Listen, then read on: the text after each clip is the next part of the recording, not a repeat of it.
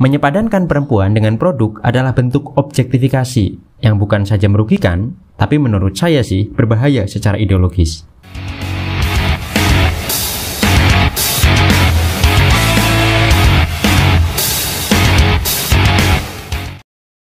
Halo teman-teman, ketemu lagi dengan saya Rahmat Petuguran dari jurusan Bahasa dan Sastra Indonesia Universitas Negeri Semarang. Teman-teman pernah dengar petikan lirik lagu ini nggak ya?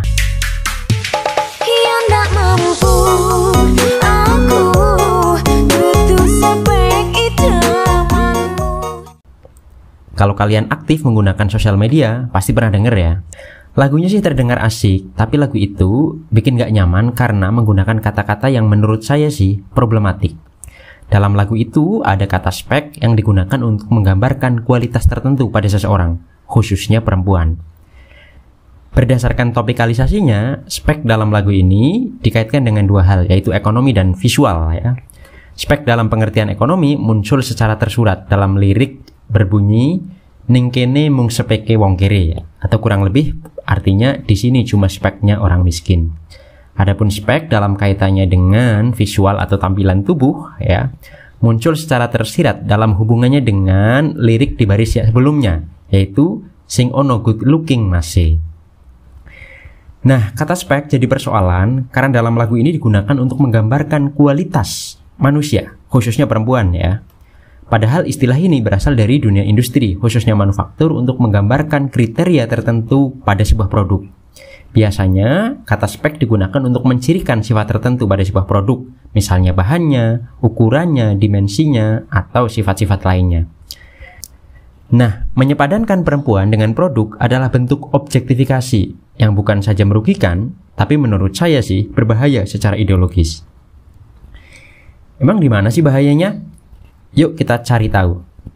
Dalam Oxford Dictionary, kata spec atau lebih lengkapnya specification diartikan sebagai a detailed description of how something is or should be designed or made. Kata design or made jelas menunjukkan bahwa kata ini digunakan untuk menggambarkan objek yang dibuat. Sekali lagi ya, objek yang dibuat. Terus di mana letak bahayanya? Dalam istilah Pierre Bourdieu, penggunaan istilah khusus ke istilah yang lebih umum disebut sebagai amfibiologi. Disebut begitu mungkin karena sebuah istilah dianggap memiliki kemampuan hidup seperti amfibi, yaitu bisa hidup di air dan hidup di darat sekaligus. Secara semantis, akibat yang ditimbulkannya sih sebenarnya sederhana saja.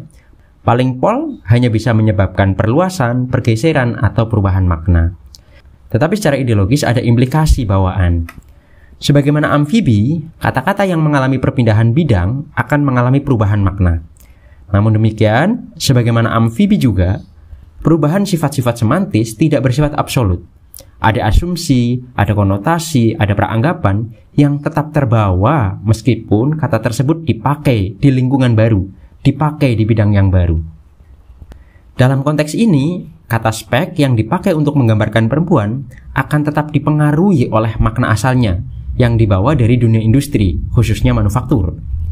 Perempuan diasumsikan harus memiliki kualitas tertentu yang terstandarisasi sebagai dasar penentuan harga atau nilai tukar ketika berinteraksi dengan lawan jenisnya. Asumsi tersebut nampaknya bersifat sangat lembut, sehingga tidak selalu disadari.